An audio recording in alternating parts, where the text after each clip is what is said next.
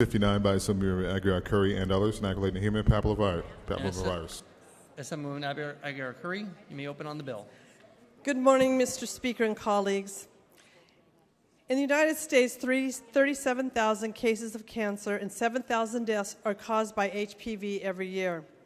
AB659 will increase uptake of the cancer-preventing HPV vaccine by guaranteeing that the vaccine is completely covered by all public and private health plans. Parents will be notified of the expectation for the HPV vaccination in the method already used at the choice of the school district in the statistically prevalent languages of the school population. Vaccination will also be an expectation of students entering UCs, CSUs, and California community colleges. Out of respect for the impacts on school children of not attending school during the pandemic, I have removed the requirements that school districts and higher education institutions confirm or enforce vaccination, meaning those unvaccinated students can still attend school and higher ed. With the removal of the enforcement, AB 659 passed Committee 10-4 and Appropriations 11-4. It is supported by numerous public health advocates, including CMA and Planned Parenthood. I respectfully ask for your aye vote. Thank you, Ms. Aguiar-Curry. And Assemblywoman Rubio, you're recognized on the bill. Thank you, Mr. Speaker. I rise today as a co-author of AB 659 and want to thank my colleague from Winters for authoring this measure. Members, this policy isn't complicated and it shouldn't be at all controversial. Over 30,000 cases of cancer were attributed to HPV infections just last year, a cancer of which we have a safe, proven, and effective preventative medicine. 30,000 cases of cancer. We have had the tools to prevent the overwhelming majority of these cases for years, yet failed to fully utilize them. It is my hope in my lifetime we find a comprehensive cure for all cancers. In the meantime, this measure plays a critical role in reducing the number of families impacted by HPV and the cancer complications associated with it. Members, please join me in supporting AB 659, and I respectfully ask for an aye vote. Thank you, Ms. Rubio. And Assemblywoman Ortega, you're recognized on the bill. I also rise today as a proud co-author of AB 659 and applaud the author's work on this important bill. I also rise as a mother of a teenage daughter. AB 659 simply notifies families of sixth grade students that they are expected to receive this life-saving HPV vaccine before they enter the 8th grade. This is a life-saving bill, cancer-preventing vaccine, and I urge your aye vote on AB 659. Thank you, Ms. Ortega. And Assemblymember Joe Patterson, you're recognized on the bill. Thank you so much. I rise regrettably to oppose this measure. I know that the author has worked very hard, and I appreciate the amendments to take out the mandate. Right now, the language says that schools must notify parents and students about the expectation from the state that they receive the HPV vaccine. I think that conversation's much better had with the doctor on whether or not that's should be something that's done. And also, I think that when adults are going to students and they're saying, hey, you're expected to do this by the time you reach 8th grade or before you go to high school or before you're 26 years old, what naturally are they going to think? They think it's something that they need to do. And finally, even though I already said that, I'm also concerned about exactly how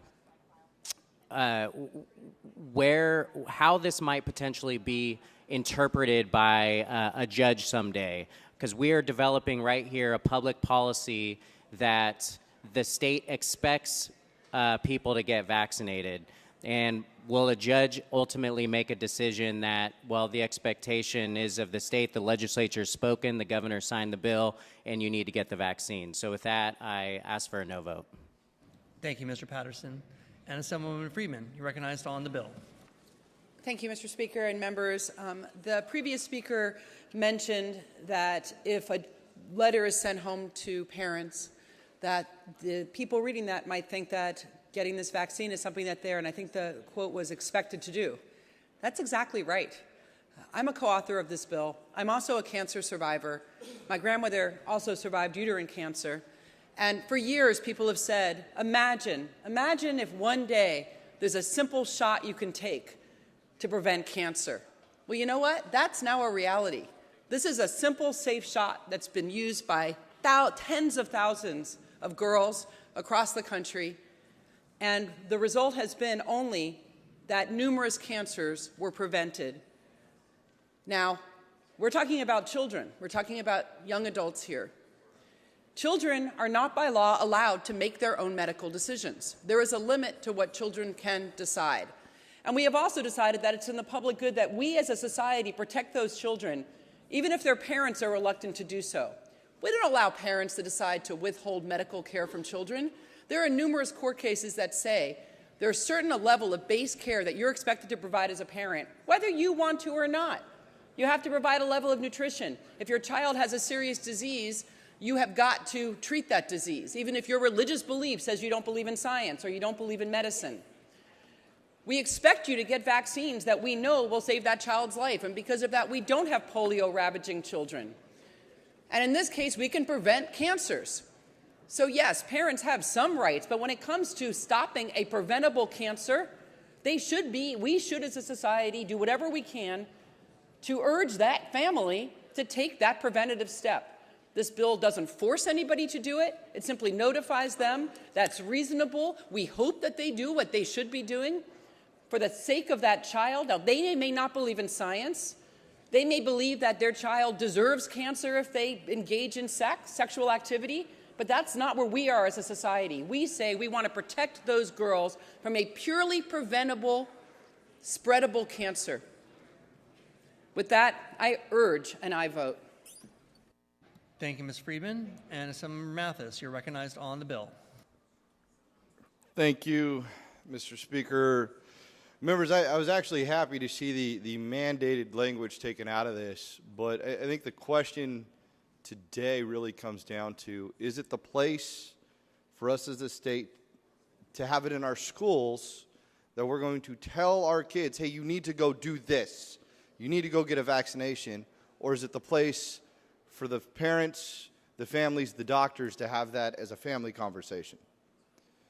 Clearly, there's different beliefs, as the previous member just spoke. What concerns me is that the idea that the state is going to be the parent is fundamentally wrong.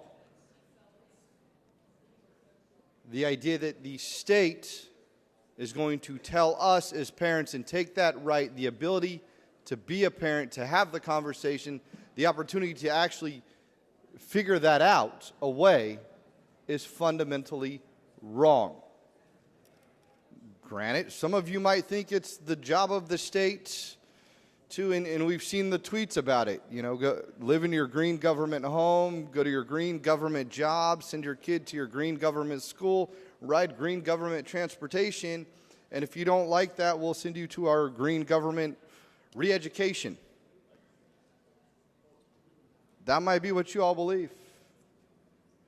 Thank God we live in a republic and not a democracy. I ask you for a no vote.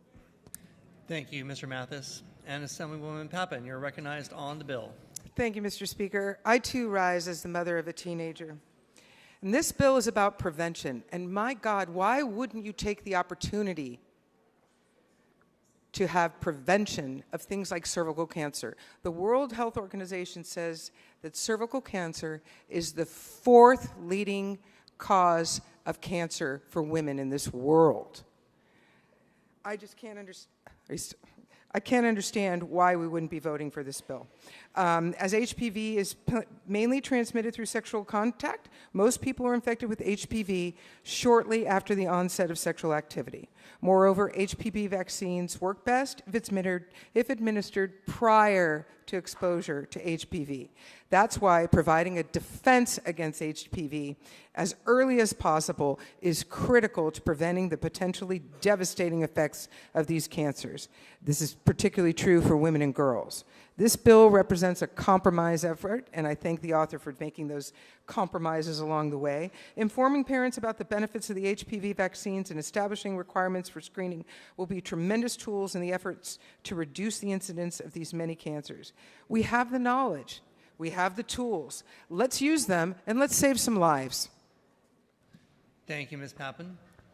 And seeing if there are no other members wishing to speak on this bill, Ms. Aguirre-Curry, you may close. Colleagues, HPV cancer rates are at 37,000 every year, yet over 60% are eligible adolescents who have not received the HPV vaccination in California. 135 million doses of HPV vaccine have been distributed in the United States since the vaccine was introduced in 2006, giving ample time and exposure to prove its efficacy and safety.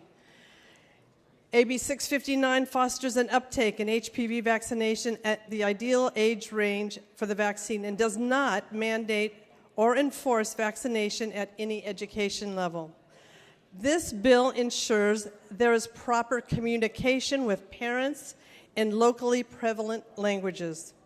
Lastly, this bill removes cost barriers and guarantees that the HPV vaccine is completely covered regardless of health insurance and status. It is my honest intent to set an expectation of students with this bill, and that is exactly what it states. There is nothing misleading about this.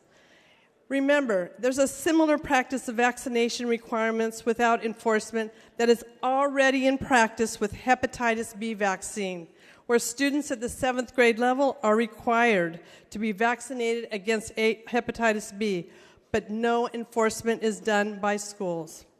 Members, I've been working on bringing this proposal forward for 5 years.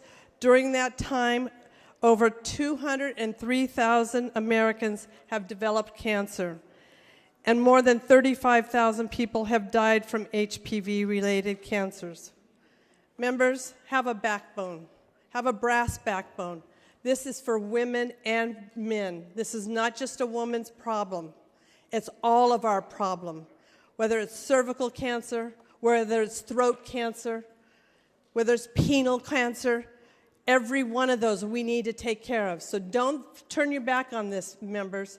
This is a very important bill. We've taken our amendments. We have listened. And quite frankly, I can't believe I don't have all of you up on this bill for a Cancer Prevention Act. Thank you very much. I ask for your aye vote. Thank you, Ms. Aguirre-Curry. Clerk will open the roll. All those vote who desire to vote. All those vote who desire to vote.